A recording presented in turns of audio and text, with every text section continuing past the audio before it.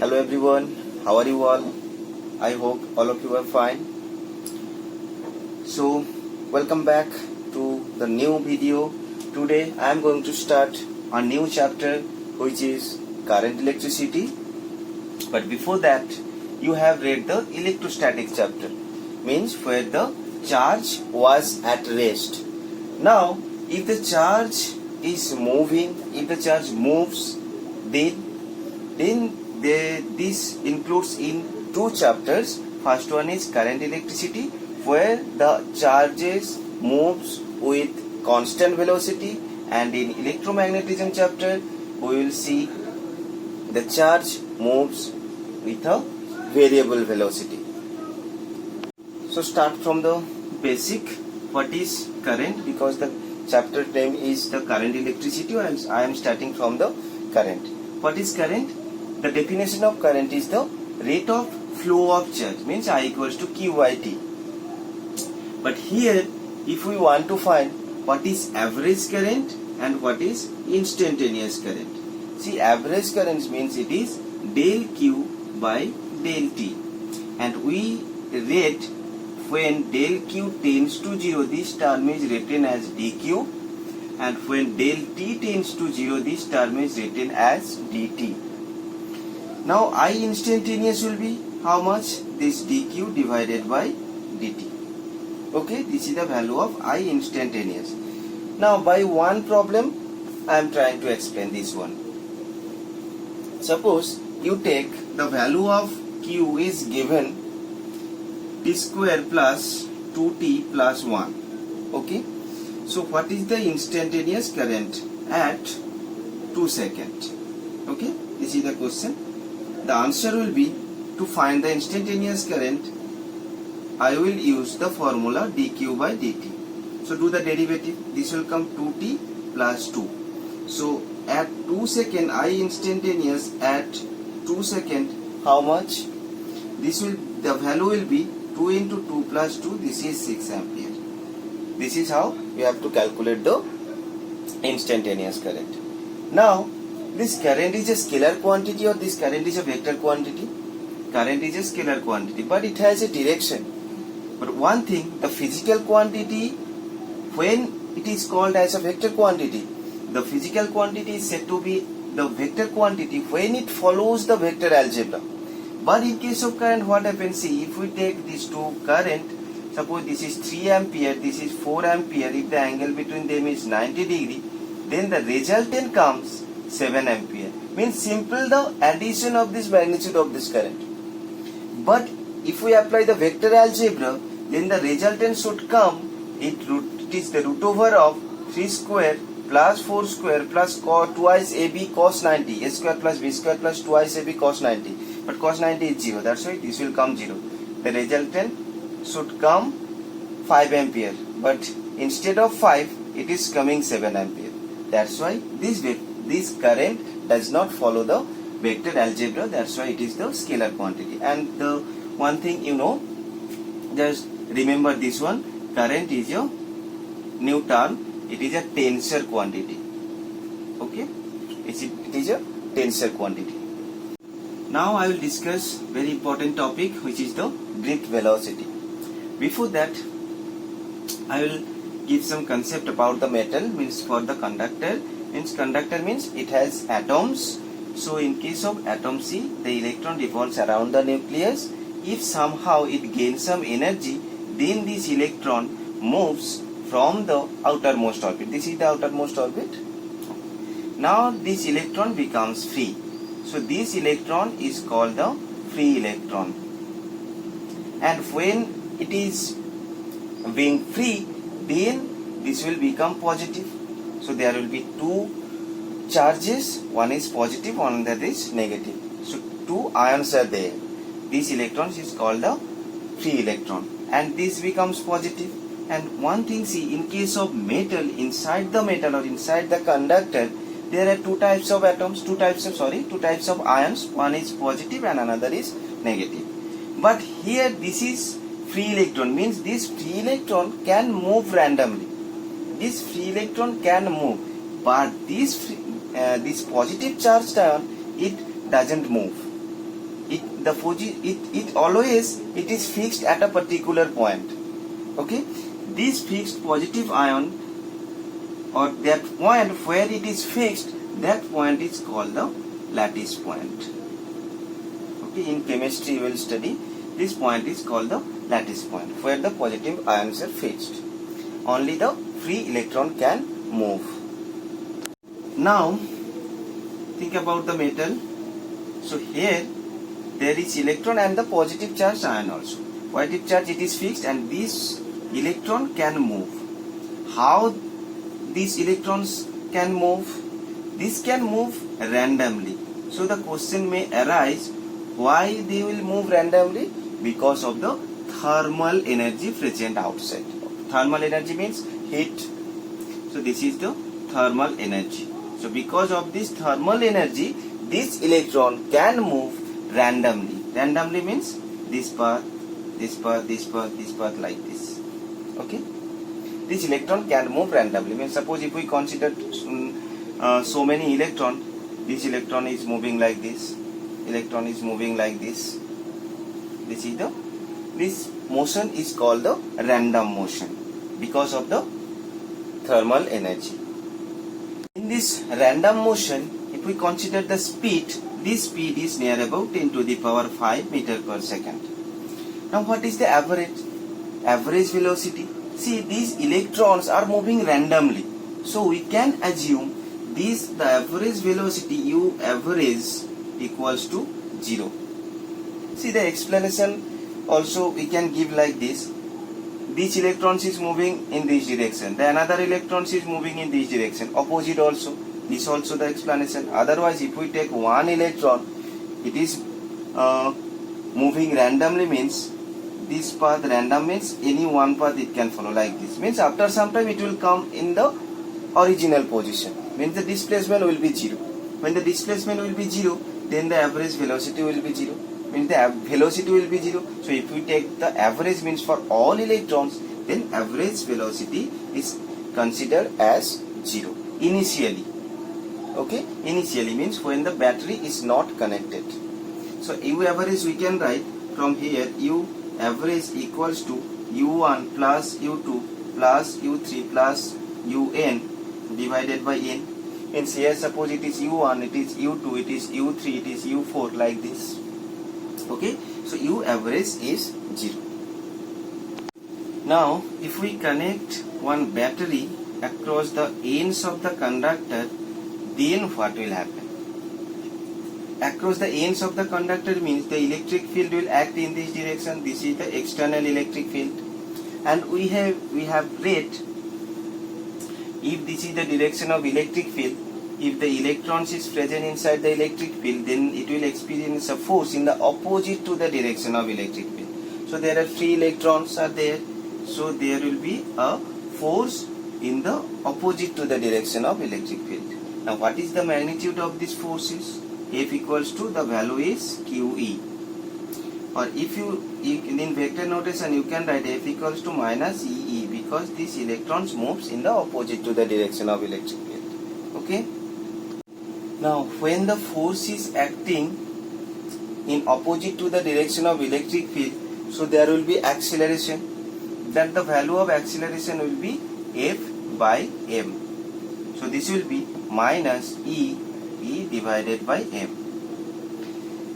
As there is an acceleration, then after some time the velocity of the electron will be maximum, mean it will move with a higher velocity, but actually it does not happen. Why? See here, as there is an acceleration, so it will not move with a constant velocity by consideration, but actually it moves with a constant velocity. Why? See, when the electrons is moving, there are, what I told, there are fixed positive ions also. So it will collide with the fixed positive ions. Again it will move, because why? Because the external field is present over there. So again it will collide, again it will come over here. See, one thing actually it happens over here, the net displacement traveled by the electron is how much? This much. This is called the drift. See the concept again. The electron starts moving due to the electric field and due to the thermal energy also. See here, this motion is responsible for the thermal energy due to the heat, and this net displacement is responsible for the external electric field. Means it is doing the random motion as well as it is shifting a little away from the direction of electric field. It is moving in random motion, but little bit it is moving away from the direction of electric field. Okay, because of the acceleration. But now actually what happens here, it is colliding. Suppose it is colliding with this particle, with these positive ions. Again it starts increasing the velocity.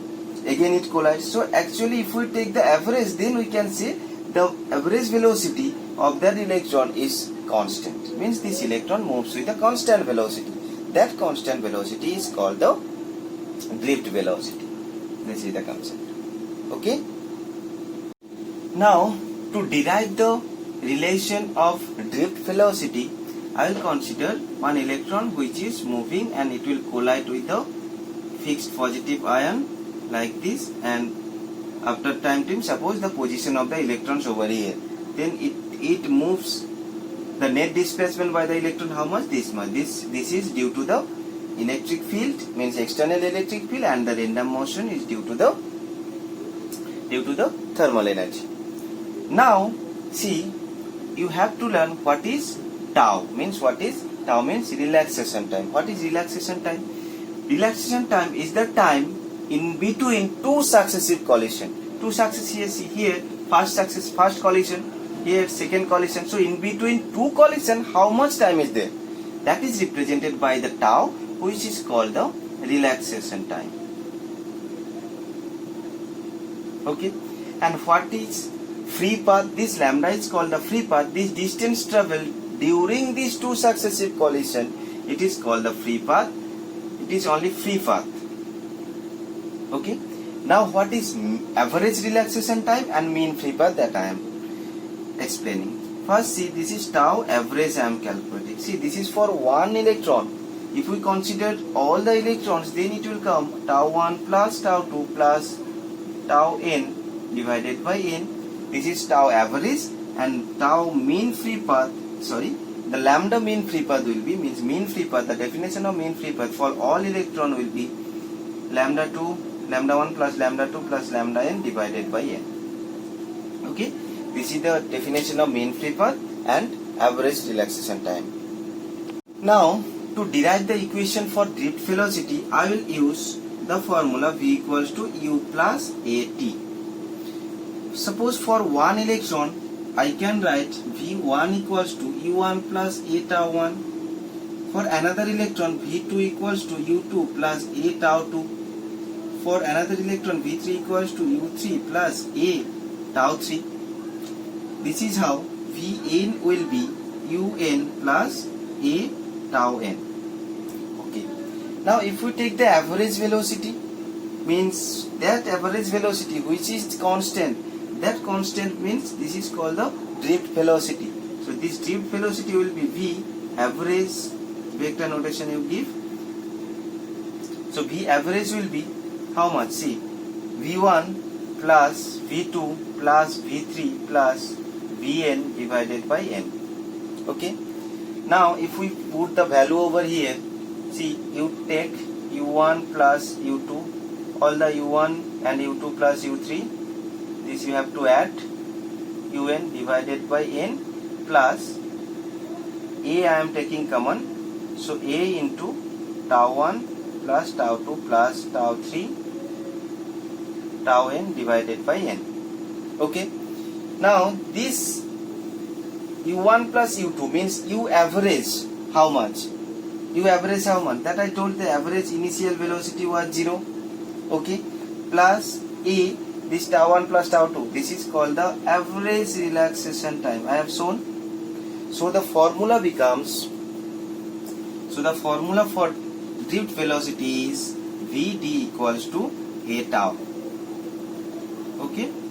Now if we write the value, just write the value over here, so Vd will be, put the value of A, E divided by M into tau average. Okay, this is the value of drift velocity. If we want to write in vector notation, you have to give minus E divided by M into tau average. Okay, this is the value for drift velocity. Now, in terms of potential difference, what will be the relation of drift velocity? See, in terms of potential difference means when the conductor is connected with the battery, this is the potential difference and the external electric field is present. Okay, suppose the length of the conductor is L. So we have read V equals to E into L, from where that E we know del V, there dV by dx, minus dV by dx was there. So from here we can write dV equals to minus E into dx. If we take the mod of dV, so it will come mod of E into dx. Okay, so from here we get the relation V equals to E by L. So from here you calculate E equals to V by L. Okay, so Vd will be how much? Vd will be E, I am writing the magnitude only. So E V by ml into tau average. This is the relation between potential and the drift velocity. This is the relation in terms of V, in terms of the potential difference. Now, to calculate the relation between current and drift velocity, I took one conductor where the external electric field is acting in this direction, and this is the cross-sectional area A, and this is the drift velocity of the electron, and the length of the conductor is L. Now from the definition of drift velocity we can write, this is velocity, so this we can write distance upon time, Vd equals to L by T, velocity equals to distance by time. So from here we can write L equals to Vd into del T. I am writing, means I have considered here in del time T how many electron is passing through this cross sectional area. So L equals to Vd into del T. Now if we write n equals to, small n is the number density, means number of electron per unit volume, number of electron in per unit volume. So how many number of electrons are there in total?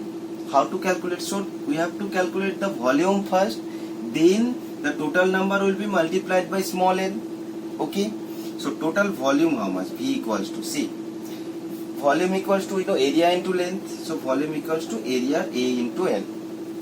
This is the volume. Now total number of electron present inside the conductor how much? N equals to, if we see number of electron per unit volume, small n. So if we calculate the volume, total volume is L multiplied by small n, then this will give the total number of electrons present inside the conductor. So it will be N into A into L. This is the number of electron present inside the conductor. Now how much charge is there? If you want to calculate the charge, del Q over here. So del Q equals to multiplied by this volume into multiplied by the charge of one electron. So it will be N into A into L into E. Clear? Now put the value of L from here. See, L equals to Vd into del T into E. Now to calculate the current, I equals to del Q by del T. Okay, del Q by del T equals to del Q by del T will be NA Vd into E. So the relation comes I equals to NEA Vd. This is the expression for current. I mean, this is the relation between current and the drift velocity. And one new term I will discuss over here. What is the current density? That I will explain in next video. Current density, just remember J equals to I by A. So here if we calculate, just put the value over here, NEA Vd divided by A. So this is NE into VD. This J is called the current density. Okay. Now we got, so if you give in the vector notation, then this is J equals to NEVD. So I equals to NEVD and J equals to NE into VD. Okay. Next I will start from the Ohm's law.